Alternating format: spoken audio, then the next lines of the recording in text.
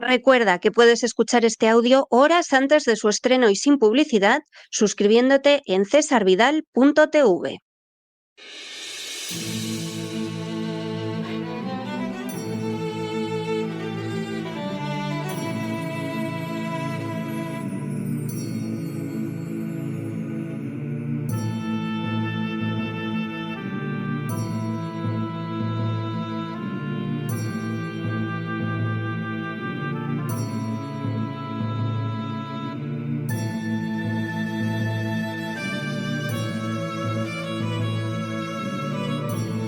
La Voz con César Vidal, desde el exilio. Muy buenos días, muy buenas tardes, muy buenas noches y sobre todo muy bienvenidos a esta nueva singladura de La Voz. Soy César Vidal, hoy es el viernes 17 de octubre de 2025 y me dirijo a los hispanoparlantes de ambos hemisferios, a los situados a uno y otro lado del Atlántico y del Pacífico y como siempre lo hago desde el exilio. Corría el año 1886 cuando el gobierno liberal de Práxedes Mateo Sagasta puso fin a la esclavitud en la isla de Cuba, en aquel entonces parte del Imperio Español. Aquel acto que convirtió a España, en palabras de Eduardo Galván Rodríguez, en la última potencia occidental que abole la esclavitud, había requerido un camino largo y accidental.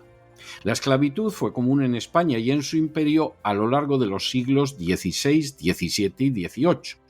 Solo durante las Cortes de Cádiz, a inicios del siglo XIX, y a ejemplo de Inglaterra, que había abolido la esclavitud por influjo de grupos evangélicos, se planteó la posibilidad de suprimir la trata de negros, aunque no la esclavitud. La propuesta fracasó y la Constitución Liberal de 1812 consagró la permanencia de la esclavitud en territorio español. En 1817, las presiones abolicionistas de Inglaterra obligaron a España a suprimir la trata en el seno de su imperio, aunque la esclavitud siguió existiendo. Incluso se abrió una edad de oro para la trata ilegal de esclavos, casi monopolizada por empresarios catalanes, antepasados, por cierto, de no pocos de los políticos actuales. El resultado de la tolerancia de la denominada trata ilegal en las Antillas fue que Cuba y Puerto Rico recibieron en esa etapa el mayor contingente de esclavos de toda su historia. Tan solo en Cuba fue desembarcado más de 250.000, a los que hay que sumar otros 50.000 en Puerto Rico. Según cifras oficiales, en 1837 había en Cuba 286.942 esclavos. Las razones para la perpetuidad de la esclavitud eran obviamente económicas, ya que la bochornosa institución generaba importantes ingresos para los plantadores de Cuba y Puerto Rico, así como ayudaban a amasar fortunas a los negreros. Esa circunstancia explica además que ni la corona, ni la aristocracia, ni la Iglesia católica se opusieran a la esclavitud, e incluso los diferentes gobiernos españoles incumplieran de manera sistemática los acuerdos suscritos con Gran Bretaña. De forma bien reveladora, la lucha contra la esclavitud en España quedó en manos de un reducido grupo de personas que tuvieron como característica significativa el hecho de ser o protestantes o masones. Con una enorme oposición de las oligarquías nacionales, los partidarios de la abolición de la esclavitud aprovecharon que ya se hubiera dado de manera definitiva en Estados Unidos en 1865 para impulsarla también en territorio español. En ese contexto, se produjo la autorización por parte del gobierno español para que pudiera constituirse la Sociedad Abolicionista Española, si bien con la prohibición expresa de que se pudiera instalar en las provincias de ultramar donde pervivía el sistema esclavista. La sociedad fue impulsada por el puertorriqueño Julio Vizcarrondo junto con un grupo de amigos y en ella se integraron ahora personajes relevantes como el demócrata Emilio Castelar o los progresistas Práxedes Mateo Sagasta y Segismundo Moret, al igual que algunos intelectuales como el escritor Juan Valera. Esa asociación creó el periódico El Abolicionista y desplegó una gran actividad para conseguir que la esclavitud se viera definitivamente erradicada de las colonias españolas. De forma bien significativa, los abolicionistas aún necesitarían décadas para alcanzar sus objetivos. Pero al fin y a la postre, lo que se había considerado un derecho que incluso se reflejaba en textos constitucionales, había quedado expuesto como una muestra de barbarie inhumana que nadie desearía recordar, ni mucho menos repetir. En las últimas horas hemos tenido nuevas noticias sobre los planes para convertir Europa en un paraíso del turismo abortista. Sin ánimo de ser exhaustivos, los hechos son los siguientes. Primero, el pasado mes de septiembre, una iniciativa europea denominada My Voice, My Choice, es decir, Mi voz, mi elección, presentó más de 1 millón de firmas ante la Comisión Europea. Segundo, la finalidad de esta iniciativa es que la Comisión Europea establezca un mecanismo de financiación denominado de solidaridad que permita a los Estados miembros cubrir los gastos de viaje y el aborto para mujeres que no puedan acceder a esa práctica en su país. Tercero, la iniciativa implica un mecanismo para financiar un verdadero turismo del aborto hacia países con regulaciones más permisivas. Cuarto, por añadidura, My Voice, My Choice pretende que el aborto sea reconocido como un derecho en la Carta de Derechos Fundamentales de la Unión Europea. Quinto, desde la presentación formal de la iniciativa se están celebrando actos tanto en la Comisión de Derechos de las Mujeres como en el Parlamento Europeo para impulsarla, como una reunión esta semana con la comisaria Haya Labibne. Sexto, en paralelo, estos grupos han aumentado las publicaciones en redes sociales con vídeos de apoyo de eurodiputados. Séptimo, la propuesta no constituye un fenómeno aislado, sino que coincide con otras muy similares que están adoptando algunos gobiernos europeos. Octavo, es el caso, por ejemplo, del gobierno español, que pretende reformar la Constitución vigente para incluir en ella el denominado derecho al aborto, o el lanzamiento de la web Quiero Abortar, impulsada por los Ministerios de Sanidad e Igualdad y que pretende ofrecer un espacio público seguro para dar apoyo a mujeres embarazadas que busquen información sobre el aborto.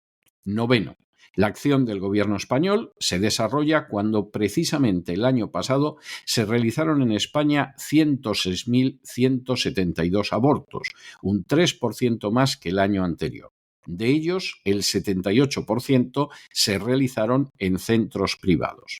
Décimo, la acción de My Voice, My Choice ha tenido como resultado que la Comisión de Derechos de las Mujeres haya presentado el borrador de una moción de resolución elaborada por la eurodiputada sueca Abir Al-Satlani, perteneciente al grupo Renew. Un décimo. El texto no solo apoya la propuesta de My Voice, My Choice, sino que además defiende el acceso pleno al aborto, critica los plazos o los supuestos de algunas leyes nacionales y plantea como obstáculos el consentimiento informado, los periodos de reflexión o incluso la práctica de pruebas médicas que resultan imprescindibles. Y duodécimo, el texto será votado por los miembros de la Comisión de la Mujer y después pasará al Pleno del Parlamento, donde podrán presentarse nuevas enmiendas y se verá sometido a votación para los eurodiputados. La historia del género humano está repleta de atrocidades sin cuento, cuyo recuerdo, al menos en parte, nos provoca horror y rechazo. Entre los ejemplos de esas acciones, que fueron legales en alguna época, que disfrutaron de un consenso generalizado y que incluso gozaron del respaldo teológico de algunas religiones, se encuentra la esclavitud. En Occidente fue el impulso directo de los papas al rey de Portugal el que en el siglo XV convirtió la caza de esclavos en el continente africano en una actividad no solo tolerada, sino incluso bendecida. Así, en 1452, el Papa Nicolás V, deseoso de fortalecer las relaciones con el Reino de Portugal, a la sazón primera potencia del mundo, promulgó una bula que autorizaba literalmente al rey del Portugal para invadir, buscar, capturar, vencer y someter a todos los sarracenos y paganos de cualquier tipo, y reducir a sus personas a esclavitud perpetua y apropiarse para sí mismo y para sus sucesores de los reinos, ducados, condados, principados, dominios, posesiones y bienes, y a utilizarlos para su uso y beneficio. La bula papal, que vendría acompañada por otra semejante 3 años más tarde, tuvo una enorme trascendencia porque proporcionó legitimidad para iniciar una de las páginas más negras de la historia de la humanidad, la de la trata de esclavos procedentes del continente africano. En muy pocos años, a esa actividad infame se sumó una España que contemplaba cómo los indios morían aceleradamente como consecuencia del dominio colonial y a la que urgía encontrar otra mano de obra esclava que fuera más resistente. En poco tiempo, otras naciones europeas se fueron sumando a tan criminal situación. El proceso de abolición de la esclavitud se desarrolló de manera opuesta a su inicio.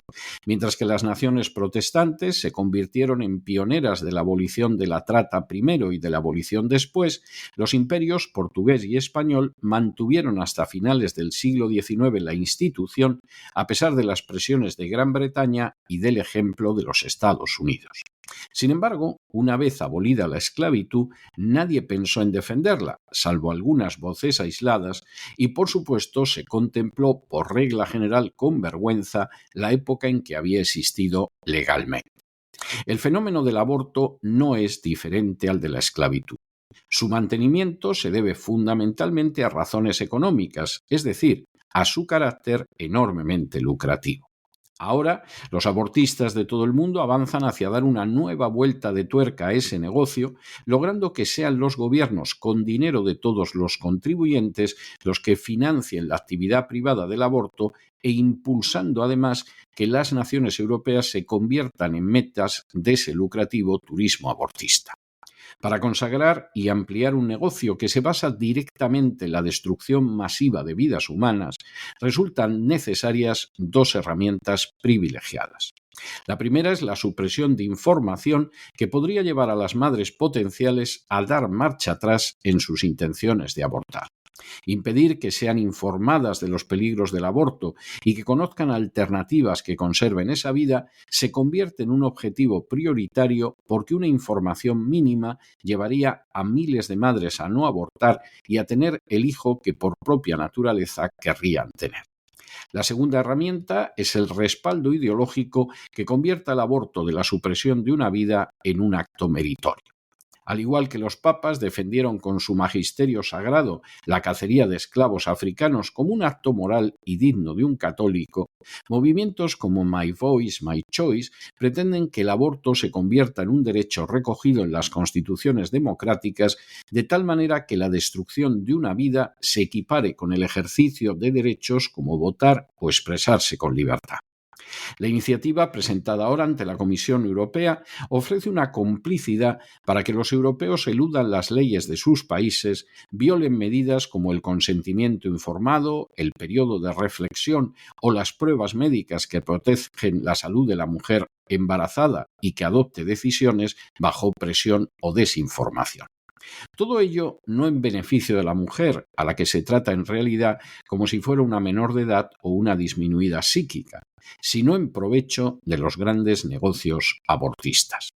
Añádase a todo ello el trasfondo de una Europa sumida en una grave crisis demográfica y se podrá comprender el inmenso peligro para su propia supervivencia que se encuentra en esta iniciativa proabortista. Es convicción de quien ahora se dirige a ustedes que la legalización del aborto es un fenómeno que, como el de la esclavitud en el pasado, tiene fecha de caducidad. Cada vez son más las personas que se horrorizan ante la idea de que matar a un ser indefenso en el seno de su madre sea un derecho, implique empoderar a una mujer o constituya una señal de progreso. Por el contrario, como antaño la esclavitud, significa condenar a un ser inocente a un destino cruel y además implica hacerlo pretendiendo que es un derecho y fundamentalmente para permitir que criminales amasen grandes fortunas. Algún día, al igual que sucede ahora con la esclavitud, el género humano de manera total repudiará la práctica del aborto, contemplándola como un crimen. Sucederá así tarde o temprano, aunque pueda parecerles a algunos que el negocio no dejará de aumentar, como sucedió en España a lo largo del siglo XIX.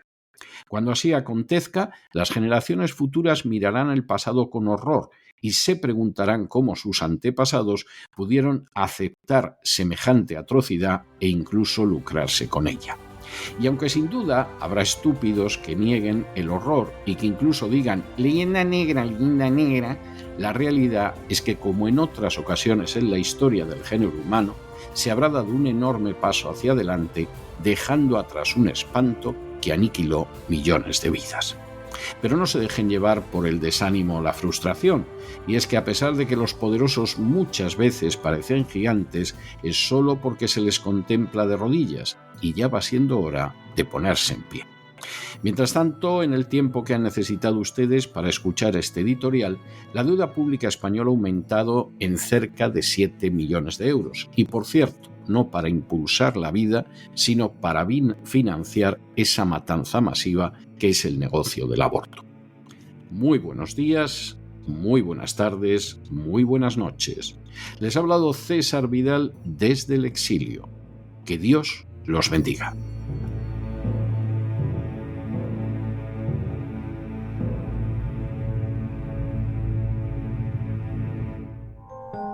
Sección patrocinada mediante crowdfunding con el siguiente mensaje: Nuestro Señor Jesucristo, el único Dios verdadero, es misericordioso y nuestro Salvador.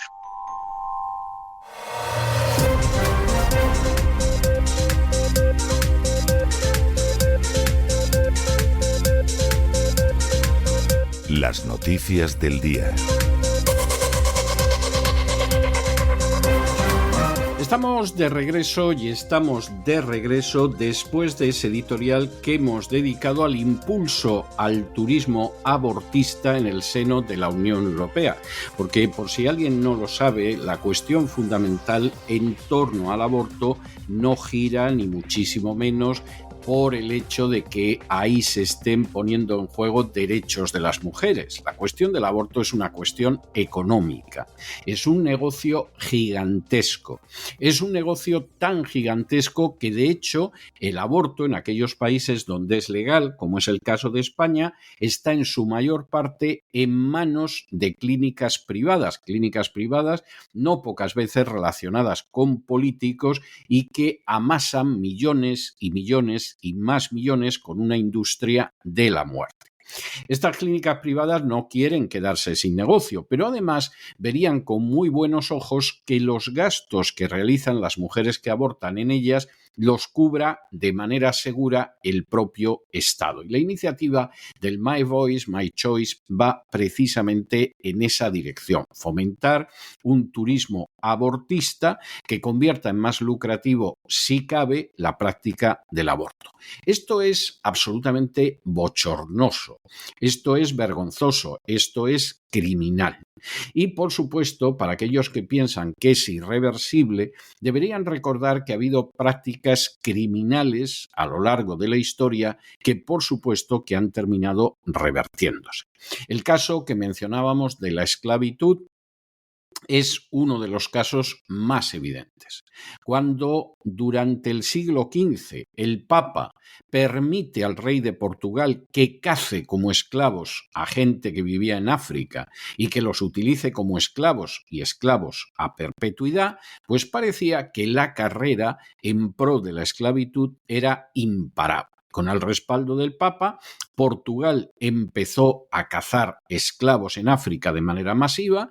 Cuando España llega a América y empieza a ver cómo los indios se les mueren en las condiciones de explotación terribles a los que se les somete, pues hay un fraile, Fray Bartolomé de las Casas, que dice, bueno, como los indios se mueren de esta manera, mejor traer esclavos negros. Es verdad que al final de su vida Bartolomé de las Casas se arrepintió de haber impulsado la esclavitud africana en los dominios españoles de ultramar, pero lo cierto es que durante el siglo XVI y XVII y XVIII la práctica del tráfico de esclavos y la esclavitud formó parte de la historia de los imperios coloniales, con España y Portugal a la cabeza. A finales del siglo XVIII, en Inglaterra, por impulso de grupos evangélicos, cuáqueros, bautistas, metodistas, se declara abolida primero la trata de esclavos y poco después la esclavitud. E Inglaterra se convierte en garante de impedir por lo menos el tráfico de esclavos.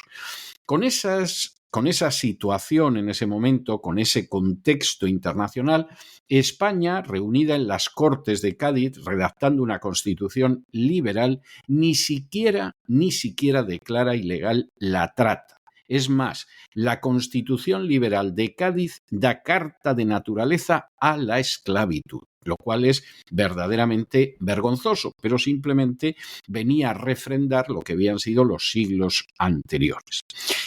Los británicos presionaban mucho para acabar con el tráfico de esclavos. España, en la época de Fernando VII, acepta acabar con el tráfico, pero fue formal. No hubo un solo gobierno español que combatiera el tráfico de esclavos. Todo lo contrario, siguió siendo un negocio más que lucrativo, sobre todo con destino a Cuba, sobre todo con destino a Puerto Rico. En el primer tercio del siglo XIX había en Cuba casi 3 millones de esclavos negros, que se dice pronto, porque efectivamente era un gran negocio. Por cierto, negocio en el que tenían prácticamente el monopolio los oligarcas catalanes, que desde luego no tenían la menor intención de acabar con una situación tan lucrativa.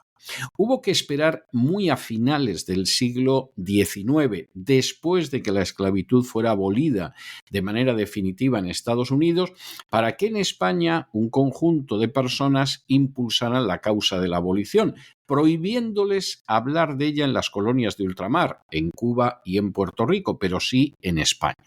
Curiosamente, de esas personas que impulsaban la abolición de la esclavitud, la enorme mayoría eran o masones o protestantes, porque parece ser, y esto es obvio, que ni la Iglesia Católica tenía interés en renunciar al lucrativo negocio de la esclavitud, ni tampoco la aristocracia, ni mucho menos la monarquía.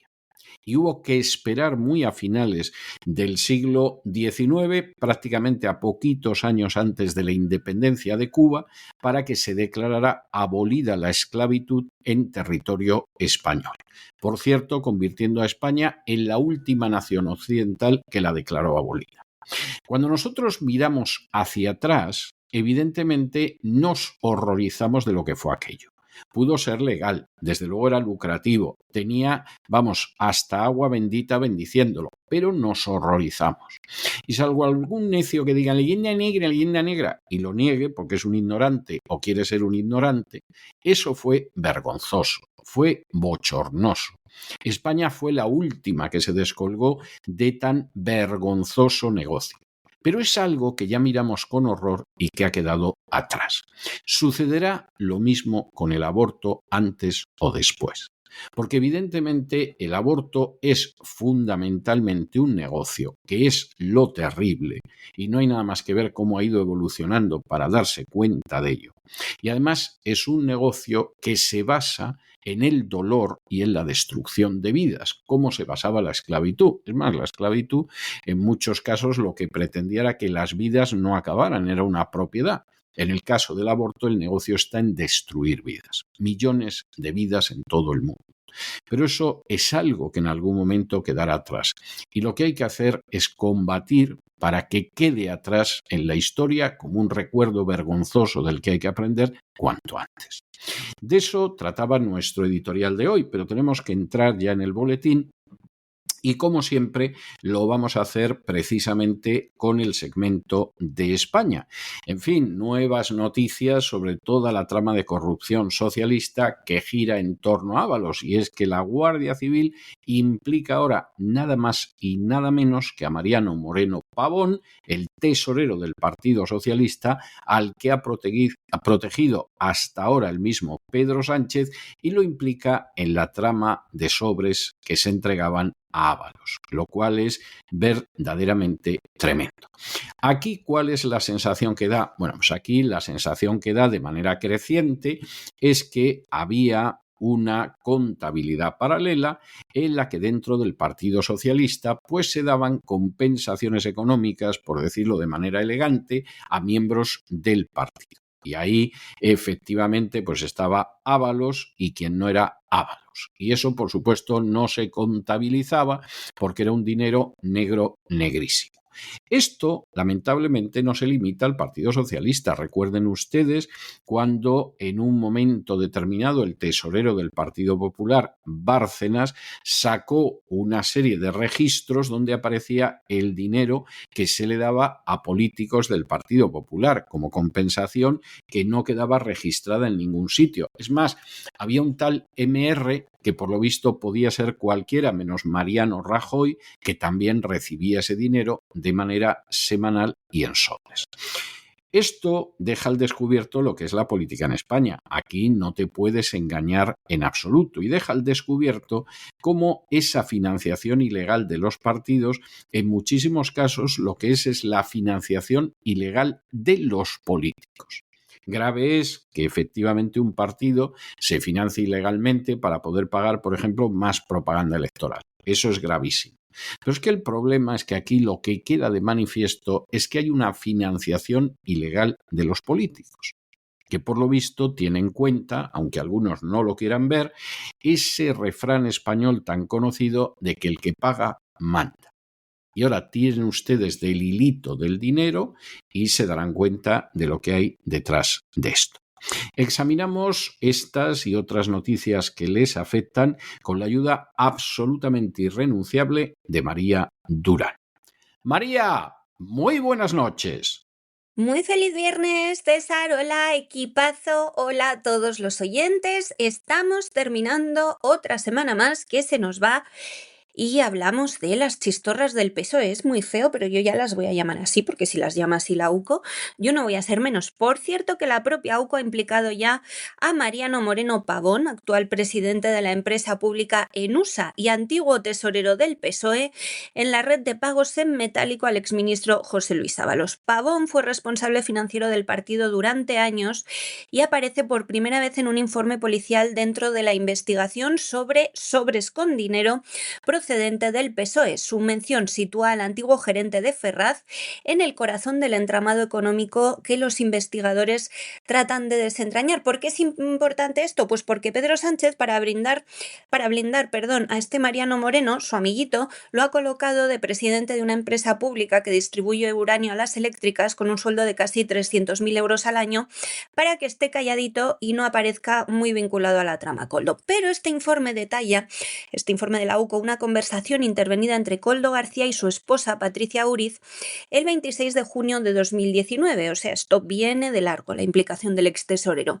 Ambos le comentaban la entrega de 2.000 euros a Eduardo Canto Valle, chofer del ministro de Transporte. Según la Guardia Civil, ese pago habría dependido de una conversación previa entre Ábalos, Santos Cerdán o Mariano Moreno Pavón, que en aquel momento todavía era gerente del partido. Los agentes destacan esta referencia como un vínculo directo entre la dirección económica del PSOE y los flujos de dinero en efectivo que llegaban al entorno del exministro. Pavón, como máximo responsable de la tesorería, supervisaba los movimientos internos de caja del PSOE, las liquidaciones y también los pagos del partido. Su aparición en el informe representa un paso más en la investigación al incorporar a la cúpula financiera del PSOE en el engranaje de las transacciones bajo sospecha. El documento también recoge otro episodio revelador. Koldo pidió a su esposa que consultara a una empleada de Ferraz llamada Celia sobre si debía concretarse la entrega del dinero. La respuesta fue tajante: eso no lo va a preguntar, tiene que hablar Ábalos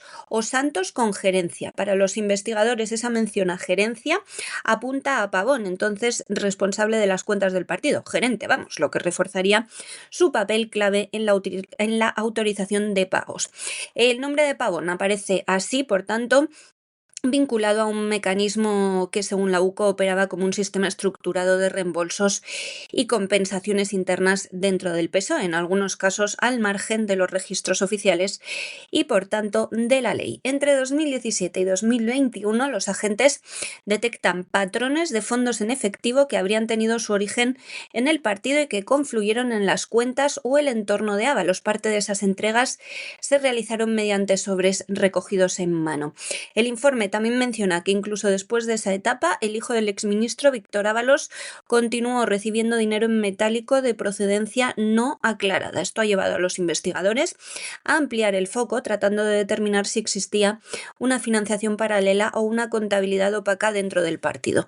El papel del chofer Eduardo Cantos se considera relevante porque actuaba como intermediario en la entrega de los sobres. La transacción de 2.000 euros de junio de 2019 sería un ejemplo de ese sistema de distribución de fondos que dependía de la aprobación de los responsables económicos del partido. Eso es, Pavón.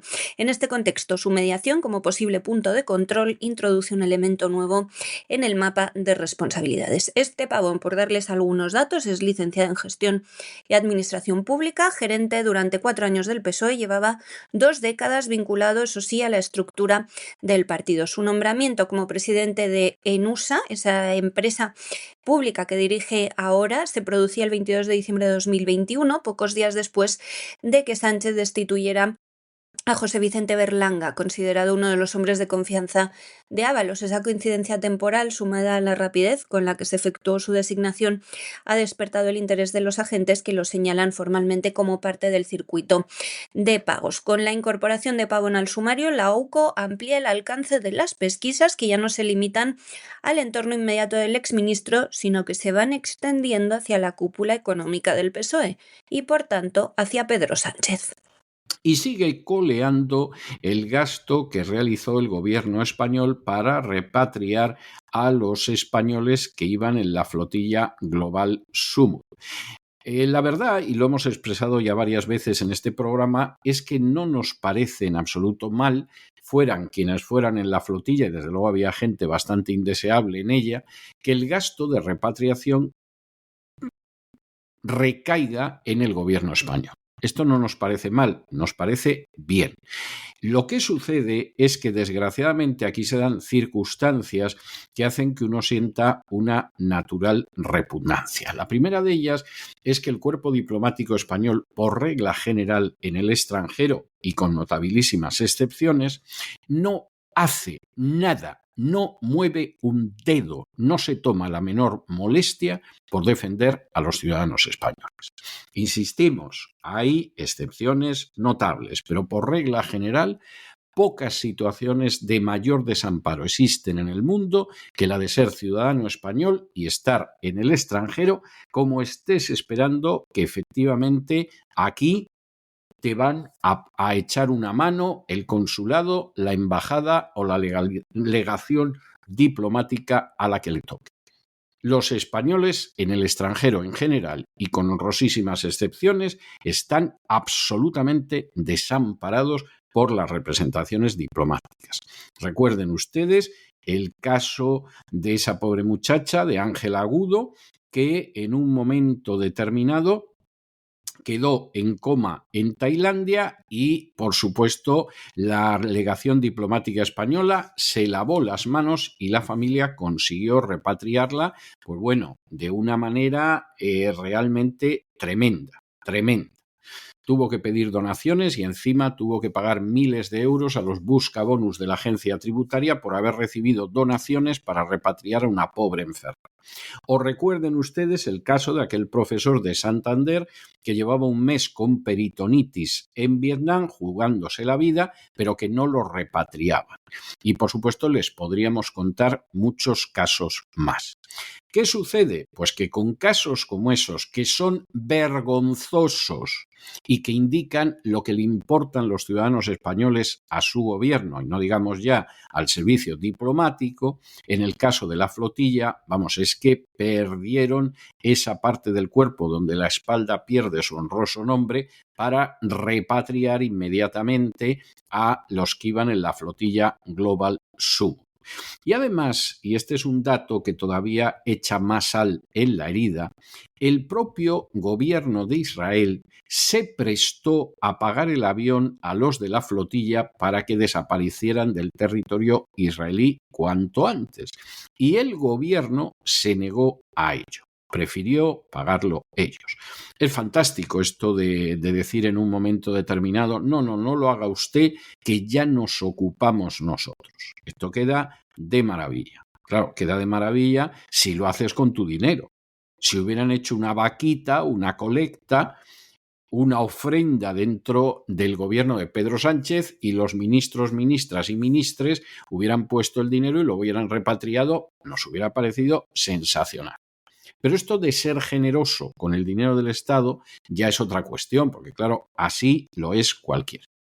Así, desde luego, se es generoso, solidario y caritativo cuando el dinero viene de los contribuyentes, y eso es vergonzoso. E insistimos, el aspecto más vergonzoso de todo esto no es que pagaran la repatriación de los miembros de la flotilla, que eso es comprensible. El problema es que los que no son miembros de la flotilla y de pronto se encuentran tirados en el extranjero, de quien no van a encontrar ayuda en la inmensa mayoría de los casos, es de las legaciones diplomáticas españolas. No solo eso, porque además es muy vergonzoso, es que en algún caso han tenido que recurrir a la ayuda de legaciones diplomáticas extranjeras para poder salir de apuros verdaderamente angustiosos. Eso es para que se le caiga la cara de vergüenza al cónsul, al embajador, al que esté como representante diplomático y al gobierno español. Pero claro, tendrían que tener vergüenza y no la tienen. Vamos a hablar un poquito de malversación del gobierno. 25.000 euros tirando por lo bajo parece que es lo que ha malversado José Manuel Álvarez para pagar los billetes de los caraduras de la flotilla WOC, que se han pegado un veraneo de narices por el mar Mediterráneo y que al final, pues por supuesto, terminó todo como tenía que terminar porque no llegaban ni ayuda humanitaria ni nada. No sabemos si alguna sustancia, pero desde luego nada para frenar la hambruna en Gaza. El gobierno español, a través de la embajada en Grecia, costeó con fondos públicos, o sea, con su dinero, con el de César, con el de Isaac, con el de Lorenzo, con el mío, los billetes de avión de los activistas deportados por Israel que se negaron a regresar a España a bordo del avión militar enviado para su repatriación. Esta decisión ha generado malestar en ámbitos diplomáticos y políticos y ciudadanos, por qué no decirlos, porque confirma que el Ejecutivo optó por asumir los gastos de quienes rechazaron viajar en el Airbus A400M del Ejército del Aire. Entre los beneficiados de esa medida estaban los etarras Itziar Moreno y José Javier Osés, alias Jotas, ambos con antecedentes por terrorismo y antiguos miembros de ETA condenados. También rehusaron subir al avión militar una docena de activistas catalanes, algunos de la CUP. Todos ellos fueron entonces trasladados en vuelos comerciales pagados por adelantado por el Estado español, que no les exige el reembolso de su coste. Fuentes diplomáticas han confirmado también que el Ministerio de Asuntos Exteriores autorizó a la Embajada Española en Atenas a tramitar y abonar los pasajes de regreso a 16 personas de la flotilla WOC de Greta y Colau, interceptada por Israel a comienzos de octubre, cuando decía que quería llegar a Gaza. No quería. La gestión se realizó con cargo al erario público, pese a que otros países como Portugal o Suiza, no sospechosos de ser antidemocráticos, ya han anunciado que cobrarán a sus nacionales los gastos de repatriación. El gobierno israelí, además, tenía tantas ganas de librarse de estos personajes, nunca les perdonaremos que nos los hayan devuelto, que ofrecieron financiar un vuelo al gobierno español, un vuelo charter nada menos, desde Tel Aviv a Madrid con los 49 españoles que formaban parte del grupo de la flotilla Basurilla, entre los que estaban Ada Colau, Pilar Castillejo, de la CUP, Jordi Coronas, de Esquerra.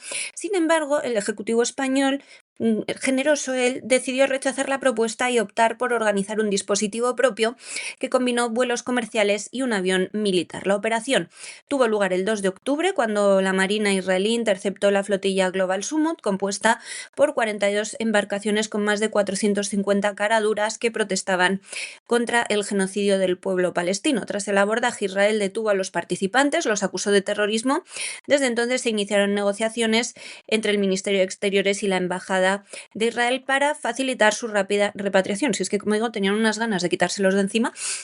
Una parte de los activistas fue trasladada a Atenas en un vuelo fletado por las autoridades griegas. Allí el gobierno español fue donde los recogió en un Airbus A400M que repatrió a 27. Los otros prefirieron regresar en vuelos comerciales que hemos pagado todos. Los 21 activistas que regresaron por su cuenta llegaron a España 2 días antes que el grupo repatriado en el avión militar. Entre ellos estaban Ada Colau y otros dirigentes de formaciones independentistas que fueron llevados a Barcelona y Bilbao. El Estado también pagó esos billetes billetes, pese a que los afectados decidieron no aceptar las condiciones del traslado oficial. La combinación de vuelos y la negativa a utilizar el avión del ejército ha sido interpretada por muchos diplomáticos como un ejemplo de trato desigual respecto a otros países europeos que exigen a sus ciudadanos asumir el coste del retorno.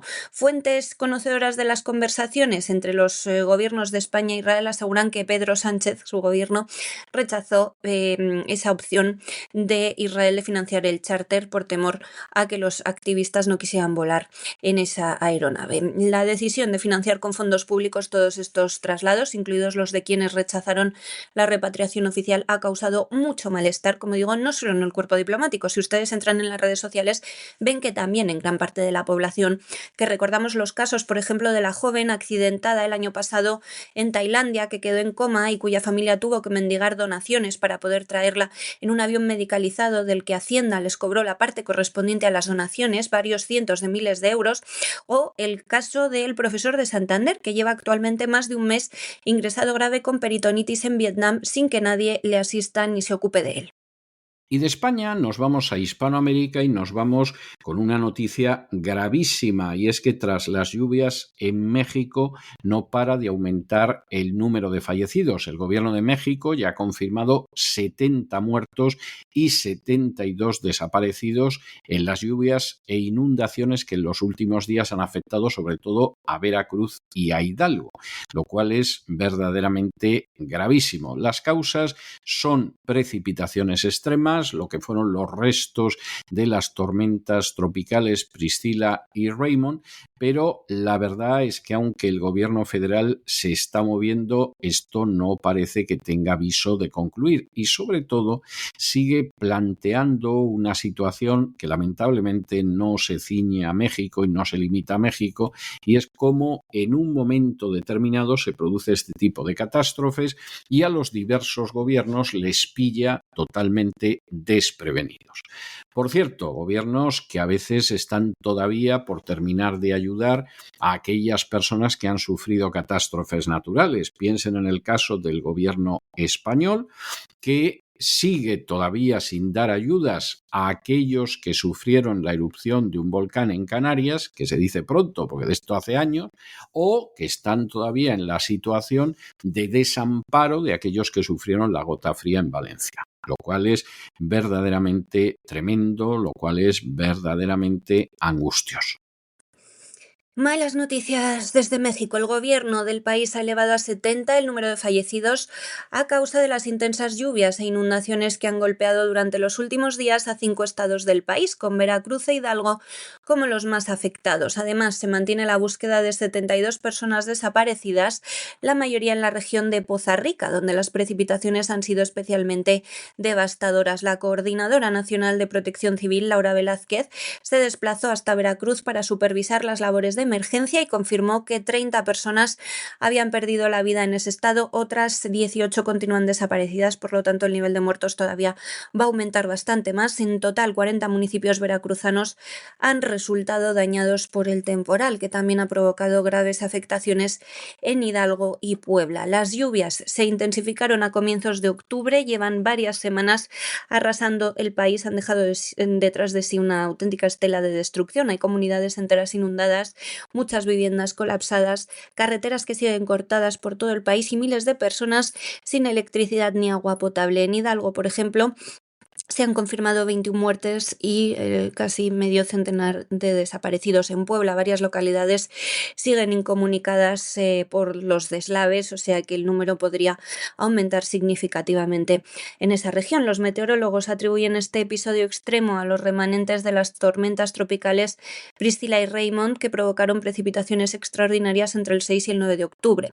En algunas zonas del Golfo de México se registraron más de 500 milímetros de lluvia en menos de una semana, lo que saturó los ríos y los drenajes. En Veracruz, los municipios de Poza Rica y Álamo se encuentran entre los más dañados. Se han desbordado los ríos Cazones y Pantepec, lo que ha arrasado con viviendas, caminos, cosechas.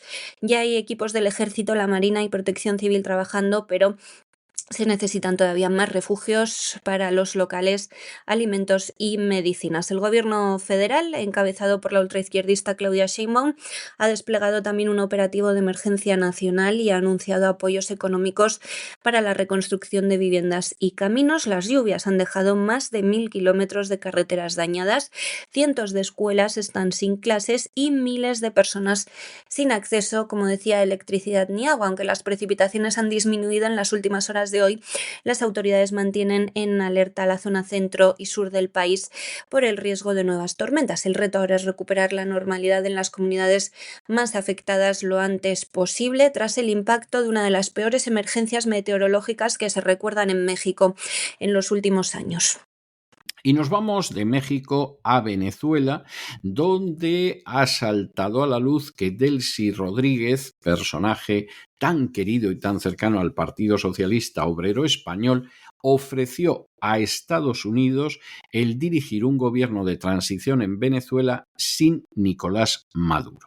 Y además el argumento era que de esa manera se garantizaba la estabilidad política y se evitaba un colapso institucional.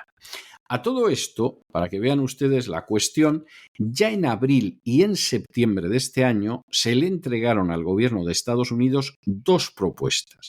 Las 2 propuestas las avalaba Maduro y además contaban con la mediación de Qatar, que ustedes saben que es una especie de mediador totalmente consagrado en el plano internacional. Una de las propuestas planteaba que Maduro renunciaba a la presidencia, pero se quedaba en el país. Y esta era la historia que había. La otra propuesta planteaba que Maduro no se quedaba en Venezuela, se exiliaba a Turquía o a Qatar y, por el contrario, lo que sucedía era que Delcy Rodríguez y el general Miguel Rodríguez Torres, que está retirado, se quedaban al frente del gobierno provisional. Es decir, si no hemos entendido mal, desde la primavera Maduro podía haber salido de Venezuela y no ha salido. ¿Cómo intentaba Maduro hacer más digerible esta propuesta que se entregó a Donald Trump? Bueno, pues vendiendo el país, que es lo que lleva haciendo desde el 2016. Es decir, ofreciendo a compañías americanas el petróleo y las minas de Venezuela en mayor medida de como lo hace ahora.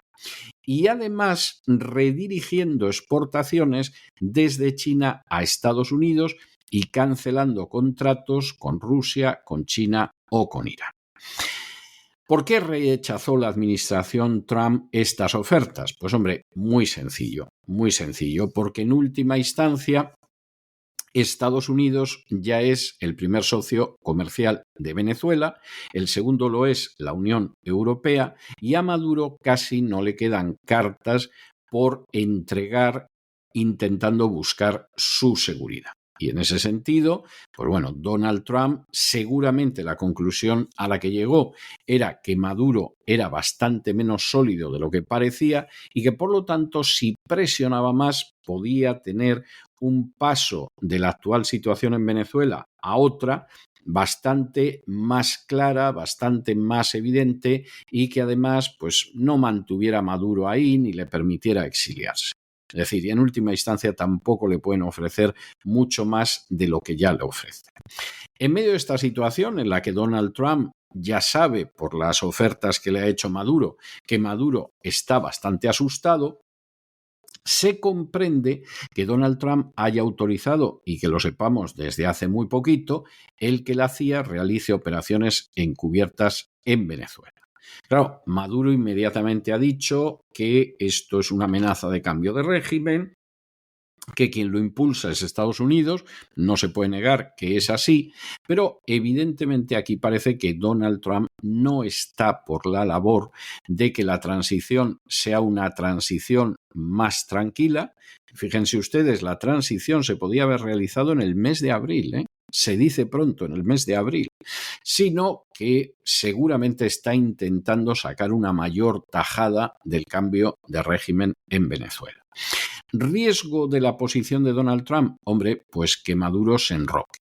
que Maduro en un momento determinado se enroque y que por lo tanto, pues enrocándose se haga todavía más difícil el final del régimen, porque parece bastante claro que los maduristas están dispuestos a irse.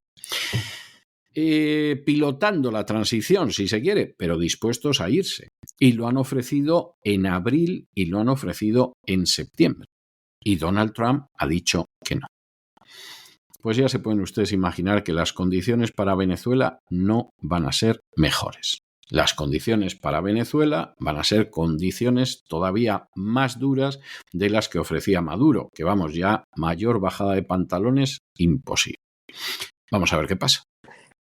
Y el Miami Herald publica que la vicepresidenta de Venezuela, la famosa amiga de Zapatero y Ábalos, Delcy Rodríguez, habría ofrecido a Estados Unidos liderar un gobierno de transición sin la presencia, ojo, de Nicolás Maduro, con el objetivo de preservar la estabilidad política en el país, más que la estabilidad política.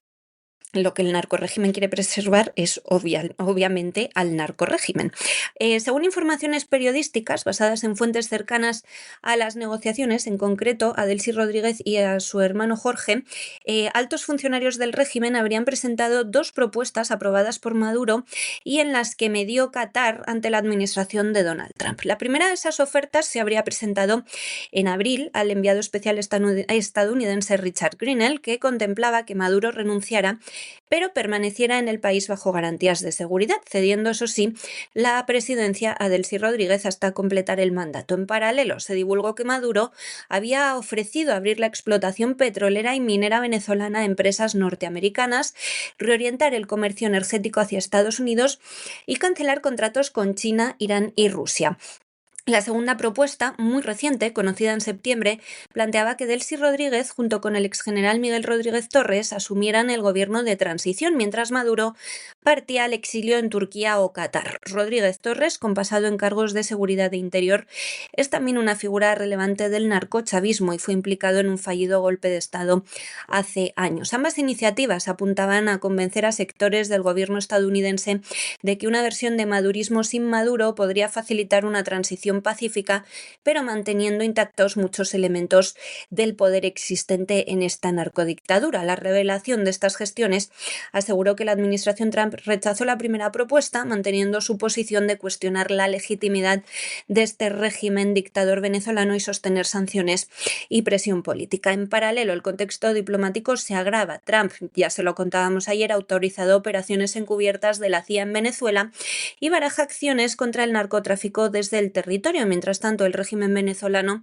ha alertado ante la ONU sobre amenazas de cambio de régimen impulsadas por Estados Unidos que incluirían maniobras estratégicas con inteligencia estadounidense para debilitar el gobierno de Maduro. Con estas filtraciones se abre un nuevo capítulo en la crisis venezolana. Las propuestas de relevo interno muestran las grietas en el poder chavista, mientras Maduro intenta mantener su posición y el país sigue inmerso en un contexto de tensión política, sanciones externas, disputas internas por el poder y, sobre todo, persecución a la oposición.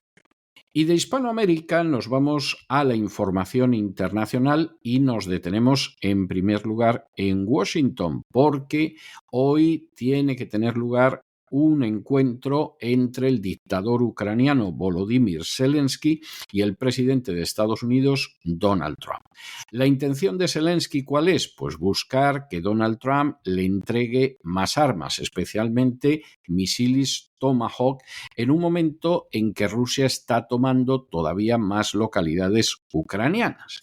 Y en este sentido, pues la idea de que Donald Trump pensaba durante tiempo que no había que suministrarle armamento de largo alcance a Ucrania, pues ahora podría ser una manera de presionar a Vladimir Putin. Pero claro, ¿qué es lo que sucede?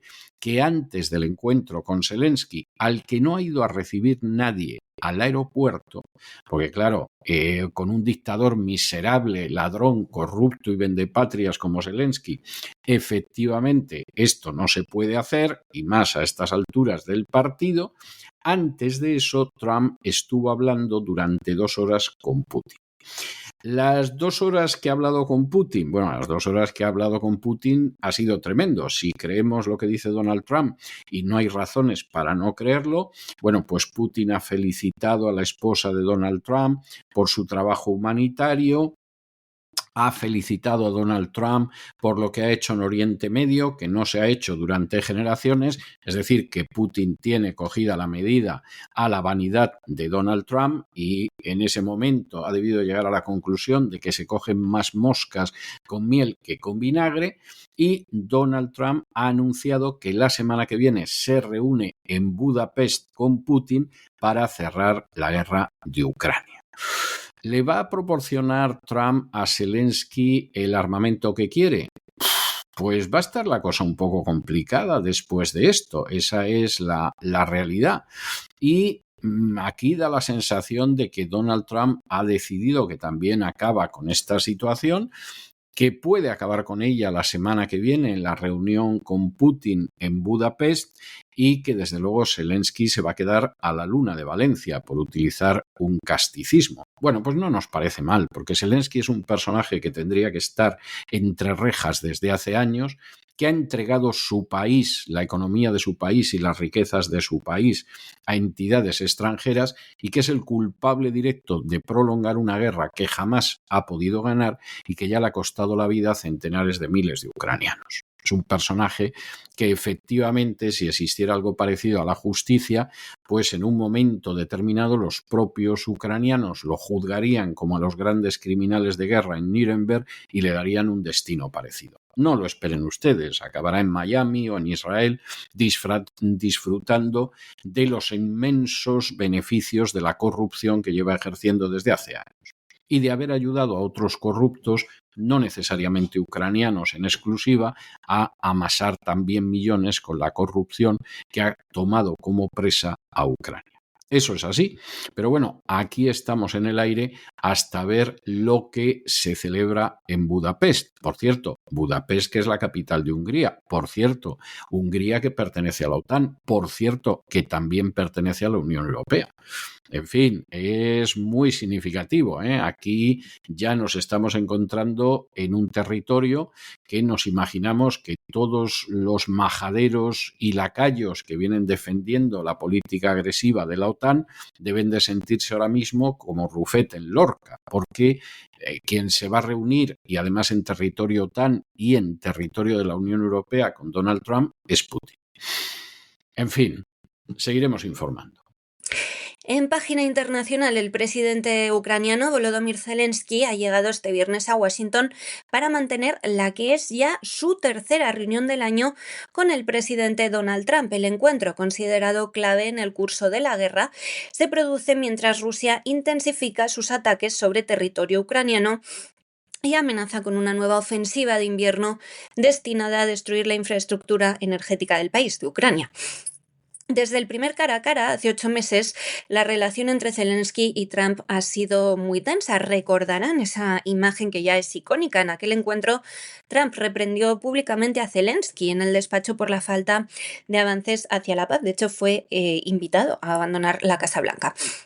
Hoy, sin embargo, el escenario es distinto. Putin ha rechazado cualquier negociación, ha redoblado los ataques, lo que ha llevado a Washington a reconsiderar su estrategia. Trump se plantea autorizar el suministro a Ucrania de los misiles de crucero Tomahawk capaces de alcanzar objetivos dentro del territorio ruso, una medida que Moscú consideraría, ya lo ha advertido, una escalada intolerable. Zelensky viajaba a la Casa Blanca con el objetivo de asegurar ese respaldo militar. Con el almuerzo de trabajo buscaba que Trump le garantice el envío de armamento de largo alcance y nuevos sistemas de defensa aérea. El presidente, por su parte, el presidente estadounidense, ha insinuado que usará los Tomahawk como herramienta de presión diplomática. Decía recientemente, si esta guerra no se resuelve, quizás les envíe los Tomahawks. Es lo que decía hace pocos días. Sin embargo, Putin se adelantó a este encuentro. El miércoles mantenía con Donald Trump una conversación telefónica de 2 horas que el estadounidense describía en sus redes sociales ayer por la tarde, hora española, era mediodía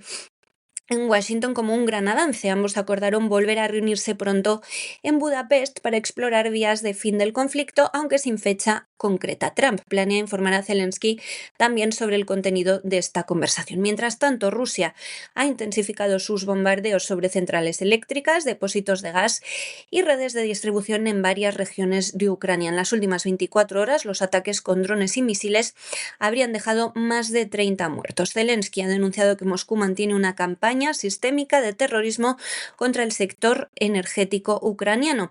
El líder también ha mantenido reuniones con la empresa Raytheon, fabricante de los sistemas Patriot, para reforzar la cooperación militar entre ambos países durante su visita a Estados Unidos. En paralelo, la atención internacional se centra en esa próxima cumbre, todavía sin fecha, que les decía, entre Trump y Putin, que quieren celebrar en Budapest. El anuncio ha despertado polémica por la orden de arresto emitida por el Tribunal Penal Internacional, el TPI, contra el presidente ruso por crímenes de guerra.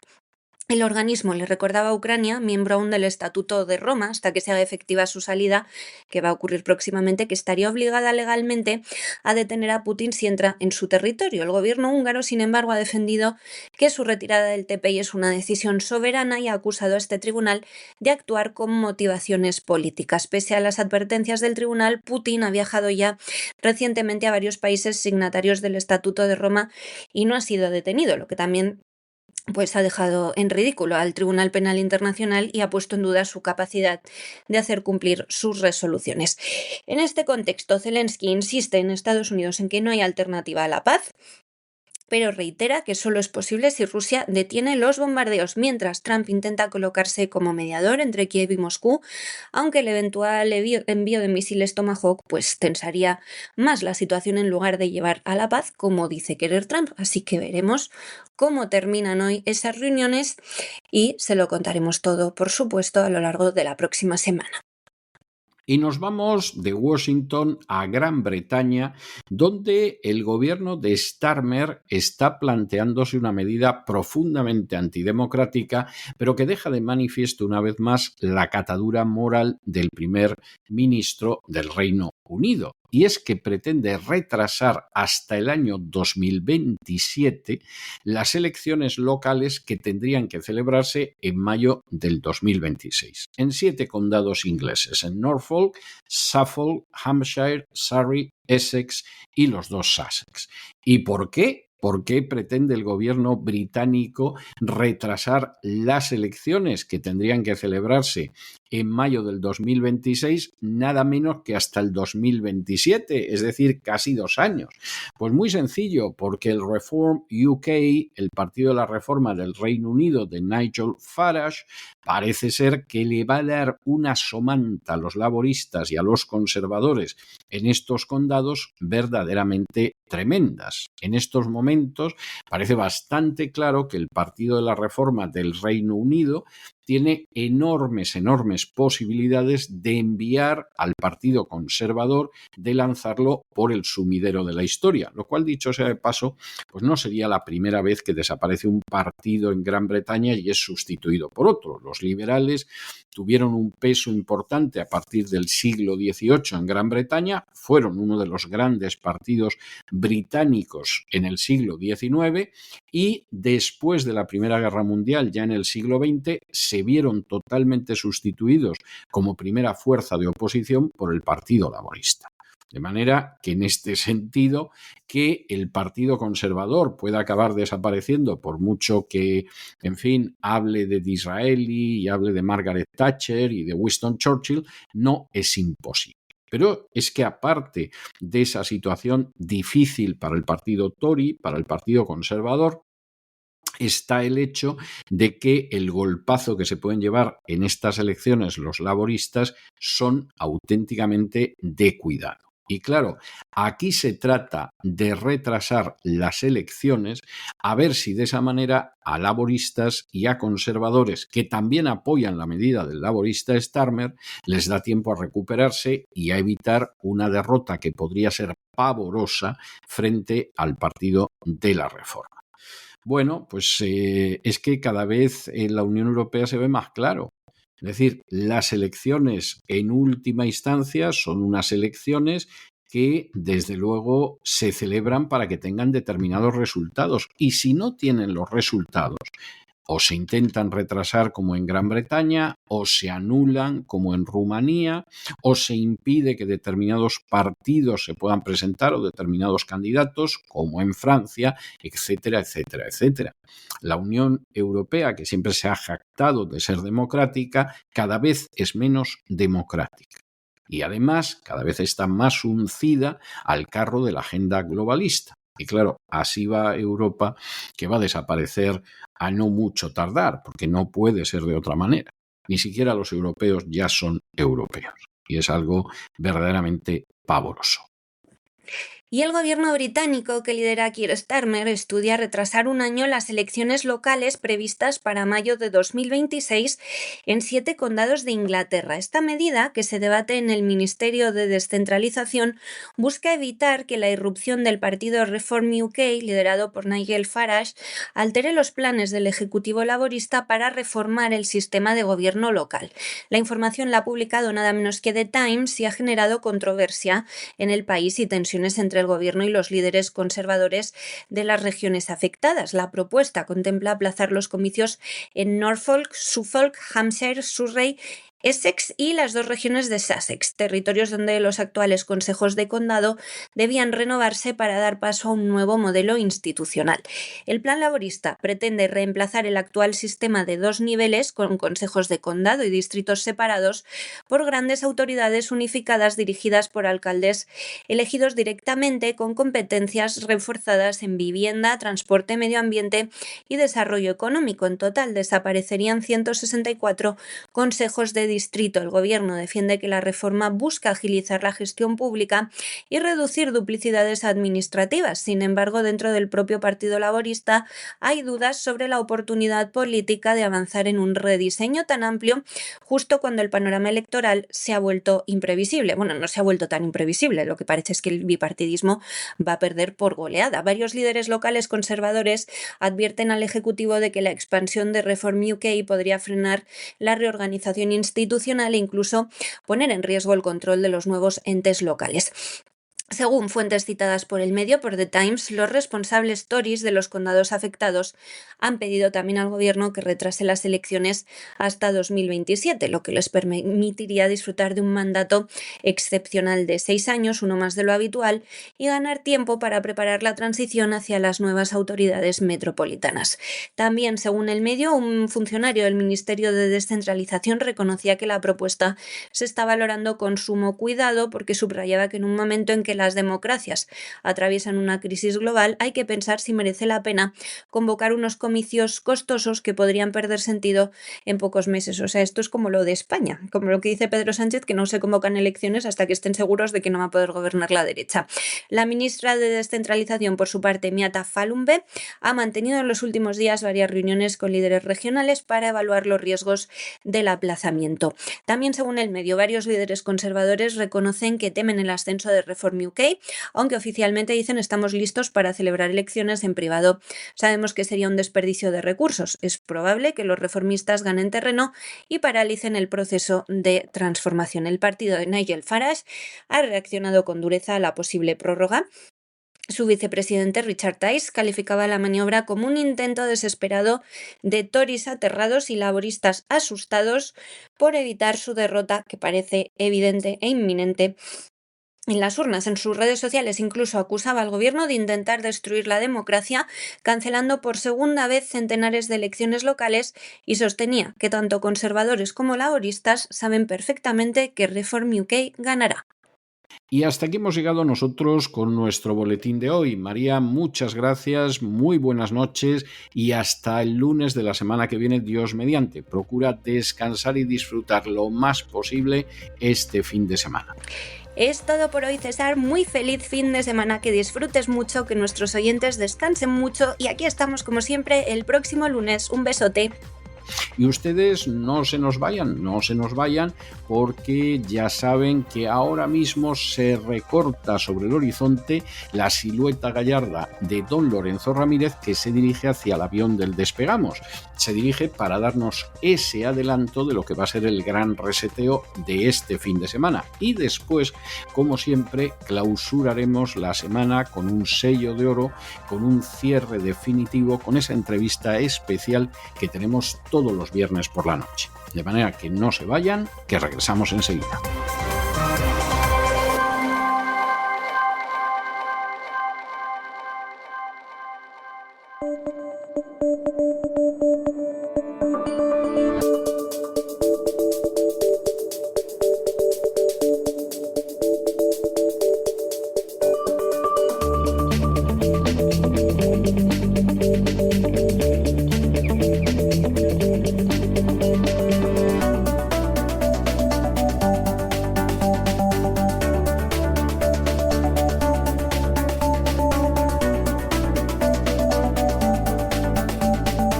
Despegamos con Lorenzo Ramírez. Corremos raudos y veloces hacia nuestro avión, atravesamos el umbral, nos tiramos en plancha sobre los asientos, nos abrochamos los cinturones, despegamos y nos vamos elevando por los aires hasta alcanzar nuestra altura y nuestra velocidad de crucero. A mi lado, don Lorenzo, ¿qué hace usted con el casco y el chaleco antibalas? Pero no habían llegado a un alto el fuego. Explíqueme usted esto, don Lorenzo, por amor de Dios. Muy buenas noches. Buenas noches, don César. Un alto fuego donde se sigue matando gente, donde se siguen matando civiles de forma continua, de forma indiscriminada. Y bueno, pues básicamente nos están vendiendo una moto de algo que no es, ¿no? Llevamos toda la semana haciendo referencias, sobre todo en La Voz, en los editoriales, en el boletín de noticias y también en el Despegamos. Hemos intentado ir muy cercanos a la actualidad, contando la última hora de ese acuerdo de paz, que es como se ha denominado, con el que prácticamente arrancábamos esta semana. Pero bueno, pues hay que detenerse un poco y hay que intentar rascar un poco en la profundidad y hablar de esas claves ocultas. Ya saben nuestros amigos que a mí lo de las claves ocultas me gusta mucho. La verdad es que en muchas ocasiones me gustaría también no hacerlo, pero evidentemente ante pues el silencio cómplice de muchos de los participantes y sobre todo de los medios de desinformación masiva, tenemos que entrar en esas claves ocultas que especialmente a las sociedades occidentales se les están hurtando, porque hay muchos medios, sobre todo en Oriente Medio y también en China y también en Rusia y en otros lares, incluso en Estados Unidos, que están poniendo el acento en determinadas cuestiones que son muy importantes y a las que tenemos que profundizar, ¿no? Vamos a analizar mañana realmente en lo que ha consistido esa gira de Trump. Vamos a estudiar lo que implica el discurso de Trump en el Parlamento israelí, con determinados mensajes muy notables y que nos ayudan a explicar en buena medida las relaciones que hay tanto entre los millonarios y la Casa Blanca, como también esa relación entre Trump, Netanyahu y el lobby sionista norteamericano. Hablaremos de las razones reales por las que Netanyahu no fue a Egipto, por las cuales no fue a ese acuerdo de paz, a esa firma, porque básicamente él no estaba en la lista de invitados y Trump le invita en el último momento, y al final hay determinados países, determinados líderes políticos que exigen que Netanyahu no vaya y consiguen que se caiga de la lista. Vamos mañana a desvelar quiénes son estos nombres. Explicaremos las razones de la ausencia del príncipe heredero saudí Bin Salman, país fundamental para entender todo lo que está pasando ahí, porque Arabia Saudí es el país que hace la pinza con Israel, sobre todo para promover ese yihadismo suní por Occidente, con el beneplácito también de Estados Unidos. El que se esté sorprendiendo de lo que estoy diciendo solo tiene que ir a los programas que ya hemos dedicado al origen del ISIS y también los dos programas que hemos dedicado a explicar el papel de Arabia Saudí en el contexto geopolítico internacional.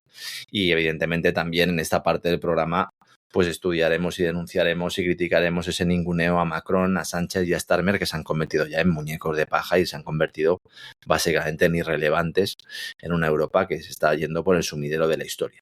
En la segunda parte del programa entraremos un poco a determinar lo que puede ser el futuro de Gaza.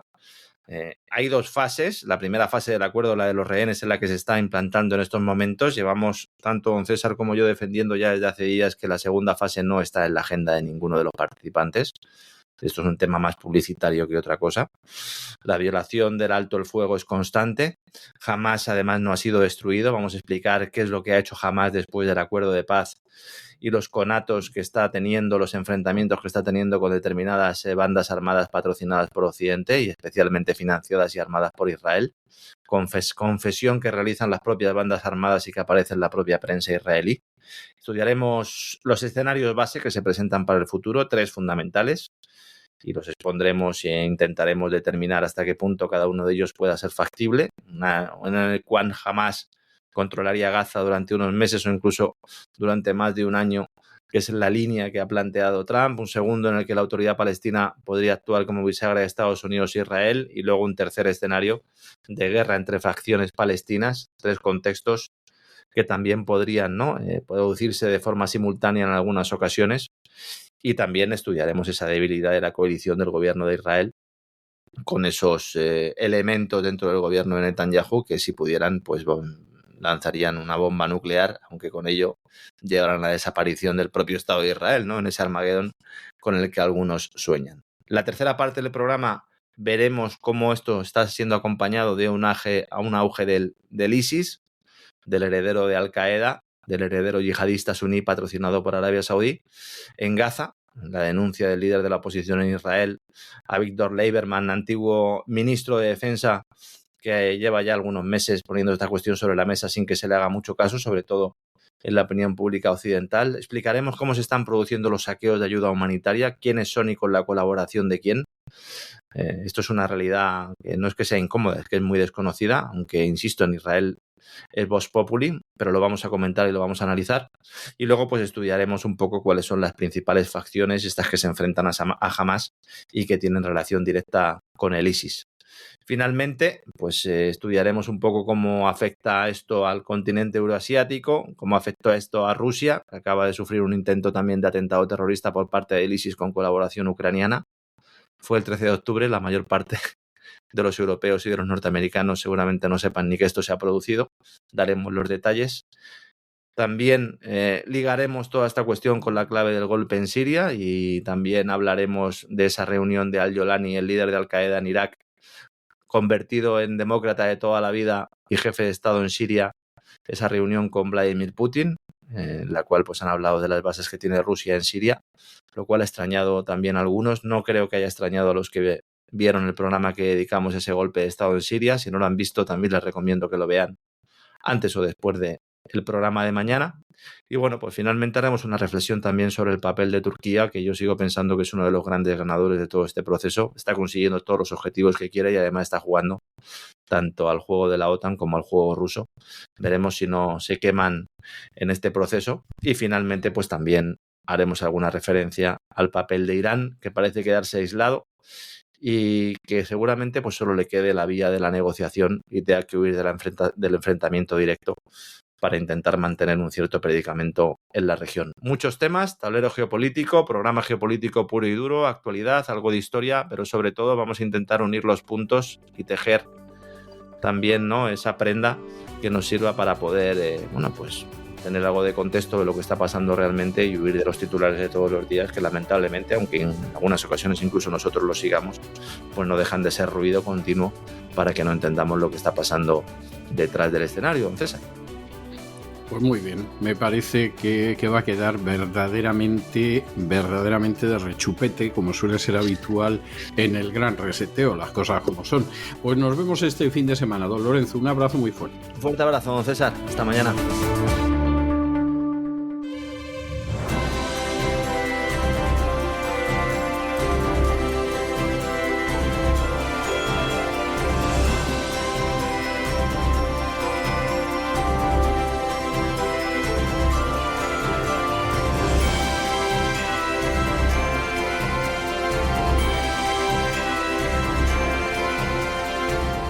Candilejas, teatro y espectáculo con César Vidal.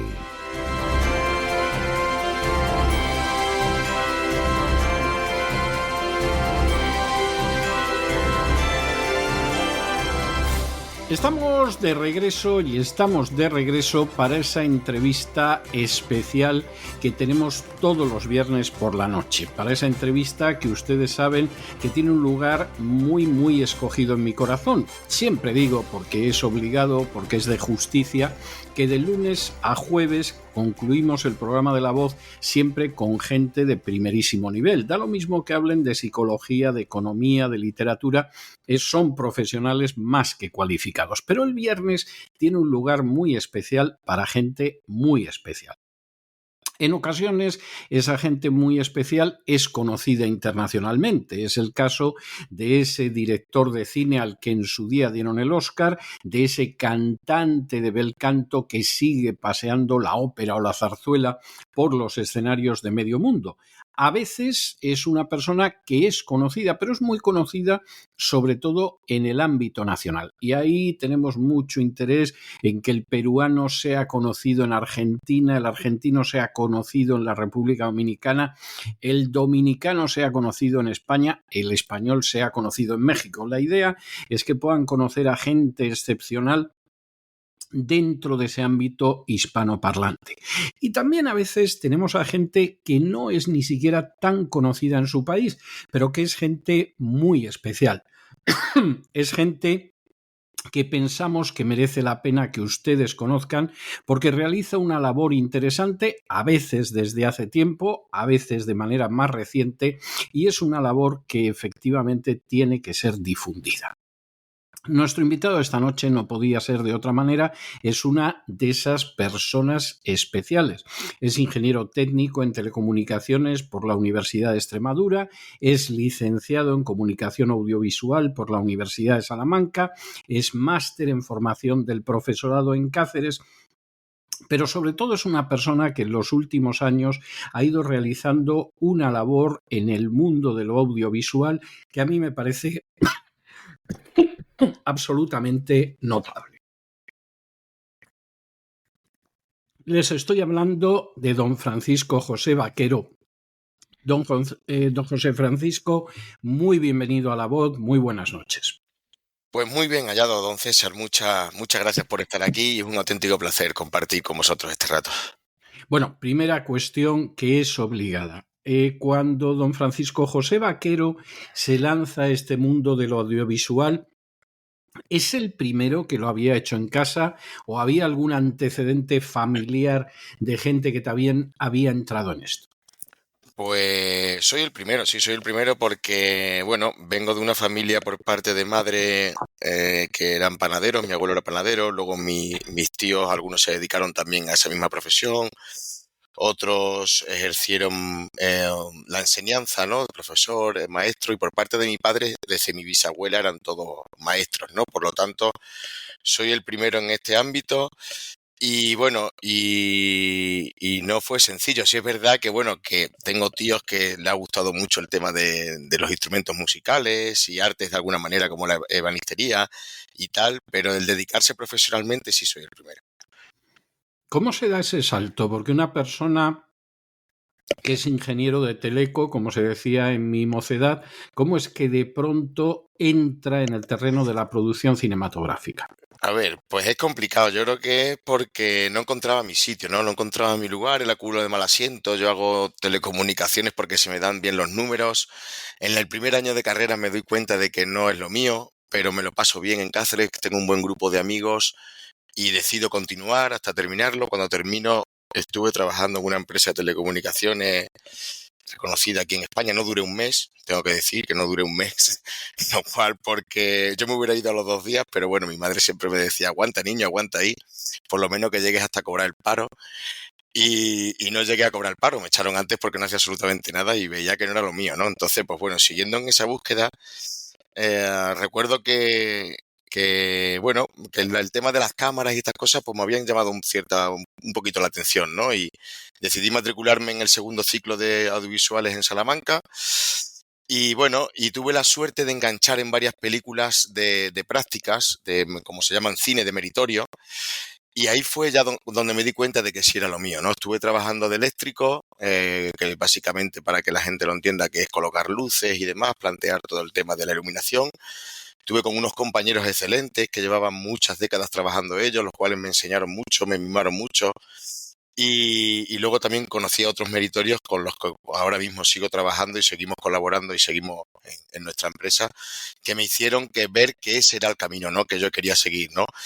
El tema es que, bueno, que la cosa estaba complicada y bueno... ¿Y cómo se pasa de eléctrico a decir vamos a crear una productora? Pues mira, se pasa, don César, porque esto fue en el año 2010. De hecho, yo doy gracias a que... Yo muchas veces lo cuento, cuando cuento mi historia, digo, mi historia es un cúmulo de no hay mal que por bien no venga, ¿no? Porque es lo que me ha hecho ir llegando a donde he estado, ¿no? Y a donde he llegado, ¿no? Y donde voy llegando. Y entonces, en el año 2010, pues estaba en la plena crisis, donde pues no nos pagaron nada en las películas. Recuerdo que en alguna pues te daban una limosnita, alguna cosa, tal y cual. Y yo recuerdo ya, no sé si era la tercera o la cuarta, sí, en la que me volvió a llamar la directora de producción y me dijo, oye, Fran, mira, tenemos otra película, tal y cual, contamos contigo, que estamos muy contentos. Y ya le dije, yo digo, hombre, digo, yo creo que ya he hecho méritos, ¿no? Como para que me remuneren un poquito, ¿no? Y me dijo que no, que me quedaba todavía mucho. Entonces le dije, bueno, pues entonces ir buscando a otro, que no voy a seguir trabajando para vosotros. Lo siento mucho, ¿no? Yo ya creo que he hecho mérito suficiente. Entonces, como a mí siempre no me ha, digamos que no me ha impedido si algo he querido hacer, lo he buscado y lo he peleado, ¿no? Entonces decidí en el año 2012 empezar a hacer pequeños, con una camarita que me dejaban en mi pueblo, un amiguete, algunos pequeños spots para tiendas del pueblo y estas cosas. Y entonces en el año 2013 vi que sí, que me iba a lanzar con una productora, con mi amigo Pedro Moriche, que lo conocí en Salamanca. Y empezamos los dos, luego ya se unió Manuel, que sigue también hoy con nosotros en la productora. Y entonces, pues ese fue el salto, ¿no? Al final fue la necesidad, ¿no? Del querer buscar un sueño, o querer buscar una forma de vivir, un trabajo en el que no te lo podían dar desde fuera, ¿no? Pues, ¿Y daba para vivir la productora? Pues no daba para vivir al inicio, claro que no, porque imagínate, ¿no? Lo primero que no te conocía nadie, ¿no? Entonces, pues yo como había hecho también el máster de formación del profesorado y tal, porque siempre mi madre, como venía de familia que principalmente eran funcionarios, pues siempre me daba la tabarra, ¿no? Niño, prepárate una oposición y déjate de estos cuentos, esto y lo otro. Claro. Que no, que lo único que vas a hacer es malvivir, tal y cual, que acuérdate tu tío tal, que fue autónomo y fíjate, que no sé qué, no sé cuánto. Entonces, pues, por cubrirme un poquito las espaldas en el futuro, por si la cosa iba mal, pues me hice este máster. Entonces, como las matemáticas se me daban bien, pues al inicio, mientras que íbamos consiguiendo clientes, recuerdo que incluso al principio para tener un portfolio, ¿no? Para tener vídeos que mostrar, pues tenías que trabajar gratis, ¿no? Y le decías a un amigo que tenía una empresa, oye, mira, te hacemos un vídeo gratis porque nos han solicitado un presupuesto de la empresa tal y nos han pedido que si tenemos algo similar, ¿no? Entonces lo hacíamos rápido y tal. Y mientras tanto, pues daba clases particulares a los chavales de mi pueblo. Y la verdad que me gustaba también, ¿eh? Estuve, no sé si fueron 3, 4 años, hice muy buenas relaciones con los chavales. De hecho, luego uno estuvo trabajando con nosotros, que estaba un poco perdiete y hizo su máster, su curso de operador de cámara, estuvo trabajando con nosotros. Y hasta que ya, pues, 2015, aproximadamente 2016, la cosa ya marchaba y... O sea, hubo, no voy a decir travesía por el desierto, pero hubo un periodo como de 5 o 6 años de ir tirando y compaginando eso con otro tipo de actividad paralela. Sí, así es. Luego también de camarero, porque yo cuando en la época de estudiante trabajaba de camarero todos los veranos, entonces pues esos años también cuando llegaba el verano pues te cogías un ingreso extra, ¿no? Te ibas a la feria de tal pueblo, a la feria del otro, que te llamaban, te lo pasabas también bien, ¿no? Porque a mí siempre me ha gustado el trabajo que haya hecho, intentar disfrutarlo y hacerlo con ganas, ¿no? Y siempre pues con la idea esa, ¿no? De ir poquito a poco, pudiendo tener cada vez más ingresos a través del audiovisual. Y también el audiovisual nosotros lo veíamos al principio porque siempre quisimos empezar a hacer documentales, ¿no? Pero creíamos que había que ir forjando una mano, ¿no? Forjando un estilo, forjando una manera de hacer cine, ¿no? Que a través de hacer pequeños spots pues también nos venía muy bien, ¿no? Era como ir moldeando, ¿no? Nuestra forma de trabajar y poquito a poco pues consiguiendo una capacidad de ingresos que nos permitiera vivir, ¿no? ¿Cómo se llega a la primera película documental? A ver, la primera película documental, Ganado Desierto, surge en el 2019. Ya estábamos nosotros con ganas de trabajar algún tema. El tema es que no era sencillo, ¿no? Porque hoy día hay tantos temas tratados, ¿no? Intentar también sorprender, yo creo que es muy difícil, y tratar un tema que digamos, pues que tenga atractivo, ¿no? Y fue también un cúmulo de casualidades porque nos llaman desde fue un encargo, en un primer momento fue un encargo, porque Alan Savory, que es el protagonista de la película, que es un biólogo afincado en Estados Unidos, pero de origen africano, tiene una fundación, una fundación que se llama Savory Institute, con la que él, digamos, va mostrando por todo el mundo pues la metodología de manejo ganadero que desarrolló, ¿no? Entonces aquí en España ya tenía bastantes fincas donde se llevaban a cabo, en España y Portugal, en la península ibérica, donde se llevaban a cabo esa metodología, y entonces contactan con nosotros para filmar una gira que este hombre iba a hacer en junio, si no recuerdo mal, del 11 de junio al 20 de junio del año 2019 por la península ibérica. Nosotros acordamos con ellos un presupuesto y nos metemos en el rodaje para luego darle las charlas y todo el metraje, ¿no? Para ellos difundirlo por internet o por donde quisieran, ¿no? ¿Qué pasa? Que al ir día tras día, pues ese rodaje, cuando iba pasando día tras día, íbamos visitando fincas, parques nacionales como Doñana y tal, fuimos viendo que la metodología de este hombre pues era algo muy, muy, muy básico y muy sencillo, pero a la vez muy novedoso, y que rompía sobre todo con esa idea de que el ganado es un problema por el tema del metano, de etcétera, etcétera, de la desertificación y todo esto, ¿no? Sobre todo también porque nuestro pueblo, Cabeza del Buey, es un pueblo que sobre todo es un pueblo ganadero. Puede haber 30 o 40 mil cabezas de ganado aún, principalmente de ovino, y siempre se ha culpado la ganadería, ¿no? También del problema de desertificación que sufre La Serena, la comarca nuestra, ¿no? Y vimos que el problema no era el ganado, sí que no era la gestión, y que era la gestión que se había hecho de 40 o 50 años para acá, y que si volvíamos a hacerlo como antiguamente, pero utilizando la tecnología que tenemos ahora, pues no era un problema, sino que era algo pues por lo natural, ¿no? Que un animal no puede crear nunca un problema en el campo, al revés, ¿no? Solamente un beneficio. Y entonces, de esa manera, cuando terminamos la gira, pues hablamos con esta gente y le dijimos que no le íbamos a dar las imágenes, que le pusieran precio, que nos las quedábamos nosotros, y que eso sería el comienzo de un documental que no solamente lo íbamos a centrar en este hombre, que por supuesto iba a salir, iba a tener su pieza fundamental o su protagonismo, pero que lo íbamos a centrar en la península ibérica, y íbamos a sacar otros muchos productores o ganaderos que lo estaban haciendo de esta manera con diferentes tipos de ganado, ¿no? Desde invernaderos en Almería hasta transhumantes en Picos de Europa, ganaderos de porcino, etcétera, ¿no? Y así fue como surgió. Y bueno, fue un rodaje complicado porque pilló de por medio, como me decía el otro día un abuelete en un rodaje nuevo, que me decía, nos pilló por medio la peste del 2020. Sí, sí. Y entonces pues fue complicado, ¿no? Porque pues te dejaban salir, no te dejaban salir, también las inseguridades de la primera película y tal y cual, y hasta el año 2022 pues no rematamos, ¿no? Sin embargo, es una película que, aunque llevó aproximadamente un trienio, sí que consiguió más de 20 selecciones en festivales de cine medioambiental en todo el mundo. Sí, así es, ¿no? Nosotros no sabemos cómo moverla porque es la primera vez, ¿no? Entonces decidimos hacer un circuito por festivales, y la verdad que fue muy gratificante porque fuimos seleccionados en festivales desde Argentina, en Estados Unidos, en México, Uruguay, incluso en Corea, con la peculiaridad con lo peculiares que son esta gente para el mundo del cine, ¿no? Y para el mundo de las artes, en Francia, en Italia y aquí también en España, ¿no? Y Portugal. Y el recorrido fue muy gratificante por eso, ¿no? Porque al ser tu primera película y que te la reconozcan en tantos lugares, pues siempre motiva, ¿no? Y aunque luego, pues bueno, también nos dimos cuenta al final que luego también este tipo de reconocimiento no va más allá del reconocimiento, y tampoco nosotros pensábamos que te iba a facilitar para luego dar el salto a una plataforma de tal y cual, y no es así, pero bueno, pero también te sirve, ¿no? Siempre todo lo que te reconozcan te ayuda a seguir, ¿no? Estamos hablando de Ganado Desierto, que fue la primera película. A esa primera película documental le sigue otra película documental que es Vidas Irrenovables. Por cierto, película que está en la plataforma de cesarvidal.tv.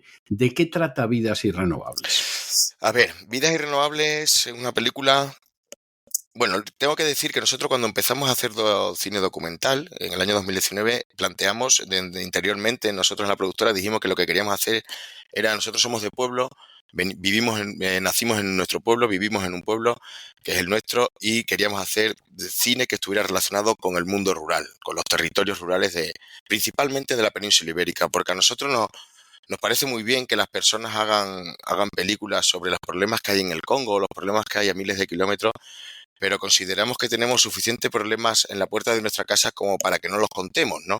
Y como para que no los denunciemos, ¿no? Y entonces decidimos que queríamos hacer cine ambientado en el mundo rural, bien para poner en valor las vidas de los pueblos o formas de vida o actividades que se lleven a cabo, o bien para denunciar atropellos que se dieran en el mundo rural, ¿no? Entonces Ganado Desierto siguió la línea de poner en valor bueno, y en la segunda estábamos barajando varias ideas para seguir una línea parecida, ¿no? De historias que habíamos conocido muy particulares de personas que tenían unas historias muy atractivas, ¿no? Para contarlas en una pantalla. El tema es que, bueno, que nosotros también pues somos seguidores de La Voz de César Vidal y sobre todo principalmente también de don Lorenzo Ramírez y empezábamos a escuchar porque, bueno, en Extremadura quizás sea la región donde más impacto tienen estas mal llamadas energías renovables, porque a mí me gusta llamarlas energía fotovoltaica y eólica, porque renovable es la fotosíntesis, o renovable es el flujo de energía del sol, del viento, pero una placa fotovoltaica poco tiene renovable o una turbina eólica, ¿no? Y entonces me acuerdo cuando empezábamos, nosotros, a pesar de que Extremadura está muy machacada principalmente por la fotovoltaica, en nuestro pueblo no lo tenemos este problema. Nosotros en nuestro pueblo me acuerdo que vinieron hace 20, 25 años y a intentar tantear, pero hubo unos agricultores que se negaron y se fueron, la empresa aquella que no sé cuál fue. ¿Qué pasa? Que entonces, como los principales medios de comunicación, las instituciones y todo nos vendían que esto era una maravilla, pues nosotros pues íbamos por ahí en nuestros viajes y veíamos los campos llenos de placas y mira qué bien, somos líderes mundiales en esto, qué maravilla, algo parece que estamos haciendo bien en este país. Hasta que empezamos a escuchar a don Lorenzo aquello de la soga verde, ¿no? Que él empezaba a hablar, ¿no? Hace ya unos años. Entonces nos mosqueó y decidimos empezar pues a investigar un poco. La verdad que la investigación es rápida porque a la que uno se pone a echar un par de tardes ve que hay muchas personas que desde blog, desde medios de comunicación pequeños y tal, donde estaban poniendo el grito en el cielo, ¿no? A esto se sumó también que en un festival con Ganado Desierto pues vimos un cortito documental muy, muy bonito, duro pero muy bonito, que se titula Quisotes, que es de un realizador zaragozano, Pablo Lozano, que dura 10, 12 minutos y trata sobre el impacto que tienen las turbinas eólicas en las aves, ¿no? Y aquello nos impactó mucho, ¿no? La verdad que fue bastante duro ver aquel corto documental y entonces decidimos que íbamos a hacer una película sobre esto, ¿no? Esto fue final del año 2022, inicio del 23. Empezamos a contactar con ciertas plataformas y ciertas personas que llevaban tiempo pues denunciando esto y tratando de que se les escuchara. Y bueno, pues vimos que el tema no daba para una película, sino que daba para una serie de varias temporadas, ¿no? Lo que pasa es que, bueno, nosotros trabajamos de forma autogestionada, autofinanciada, no tiramos de dineros de nadie, ni públicos ni privados, hasta el momento. Y entonces, pues decidimos que lo que teníamos eran recursos para poder hacer una película, porque el hacer una serie pues conlleva mucho más inversión, ¿no?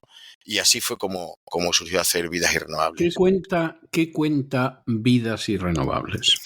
Bueno, pues Vidas Irrenovables, la verdad que cuenta bastantes cosas y muchas que se queda atrás, ¿no? Porque en hora y media no se puede contar todo, pero cuenta básicamente, creo que a ver cómo podría yo resumirlo. Pues cómo está afectando a las personas y a los ecosistemas. Y los ecosistemas también somos las personas, porque muchas veces se nos olvida que nosotros formamos parte, incluso quizás la parte más importante, porque somos las que los gestionamos. Entonces somos quizás la más importante, o cada uno que le dé la importancia que quiera. Pero cómo está afectando a los ecosistemas, a las personas, a los modos de vida, a las maneras de vivir en el mundo rural, la implantación masiva, descontrolada y no planificada desde el punto de vista de la coherencia de lo que tendría que ser coherente, ¿no? Para que esto funcionara bien, y sí desde el punto de vista de las empresas, ¿no? Tiene mucha coherencia para ellos, ¿no? O para las corporaciones, ¿no? Y cómo está afectando y cómo está destrozando esos ecosistemas, esa naturaleza y esas formas de vida de los territorios rurales, ¿no? Y al final yo creo que muestra una hipocresía muy grande, ¿no? Que es el hecho de que llaman verde, sostenible y de todas estas palabras bonitas, ¿no? A algo que realmente lo que está haciendo es machacar todo lo verde y todo lo sostenible, ¿no? Lo llaman huertos, lo llaman parques, y los llaman molinos incluso, y como me decía una mujer, Mari Carmen, que me acuerdo de ella mucho de Málaga, Mari Carmen Mestanza, que me decía, que no los llamen huertos, por favor, que los llamen cementerios, porque son cementerios más que huertos. Ahora, don Francisco José, llevan décadas vendiéndonos que esa energía fotovoltaica, placas solares para que nos entiendan, y esa energía eólica, por ejemplo, los molinillos que aprovechan el viento, realmente es ecológico, es sostenible, es bueno para la naturaleza. ¿Cómo llegan ustedes en estas vidas irrenovables, en este documental, a la conclusión de que pasa todo lo contrario? Es decir, que esto no solo no es bueno para la naturaleza, sino que tiene un efecto devastador sobre el ecosistema, y además de que tiene ese efecto devastador sobre el medio ambiente, lo tiene lógicamente sobre la vida de las poblaciones que están cerca. ¿Cómo llegan ustedes a ese punto? Pues mira, llegamos a ese punto, César, porque principalmente hablando con la gente que el único interés que tienen en su vida es que los dejen en paz y que los dejen vivir libremente.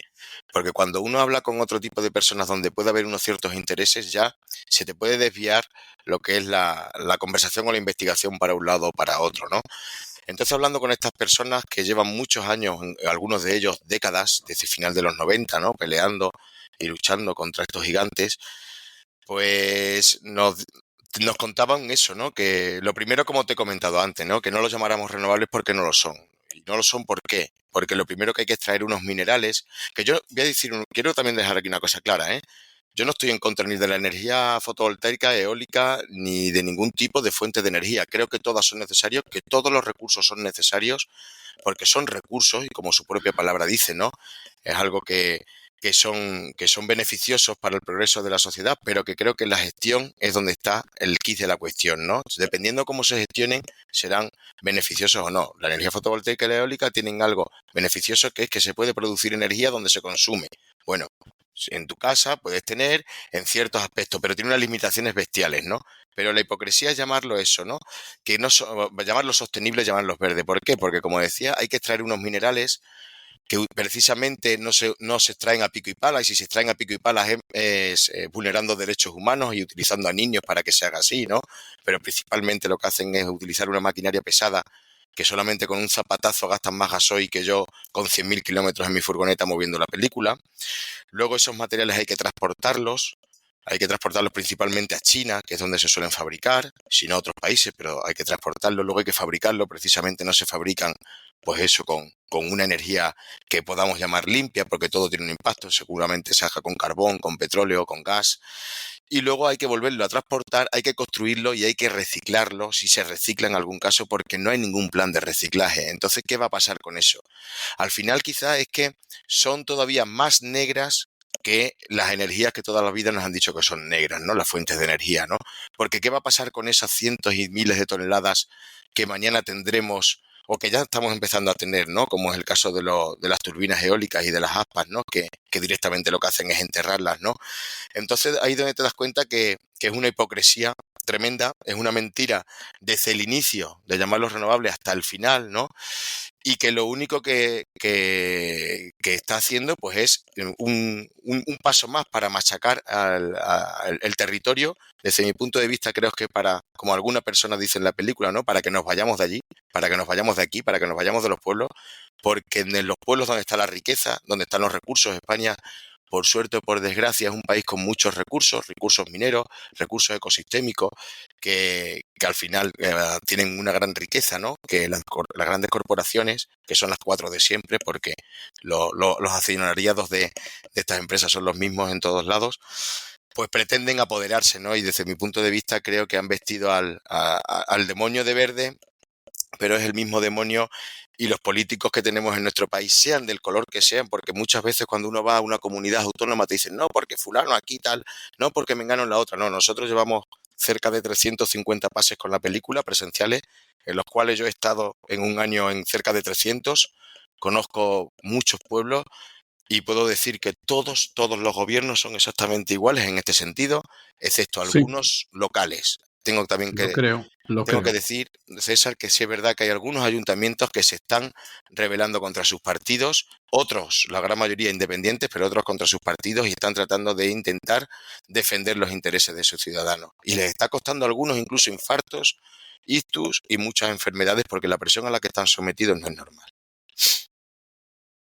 Sí, es así, es así. No tengo ninguna duda de que los grandes partidos están exactamente en lo mismo y que al final la excepción se produce, pues eso, abajo en una política local donde, por ejemplo, el alcalde, pertenezca a la formación a la que pertenezca, no está por someterse a las directrices del partido, está por el bien de sus administrados y entonces se produce una resistencia. Estamos hablando de este segundo documental de estas vidas irrenovables que se puede ver en la plataforma de cesarvidal.televisión, pero me he enterado de que don Francisco José no ha escarmentado con el ganado desierto ni tampoco con las vidas irrenovables y que está ahora mismo en la factura de una tercera película documental.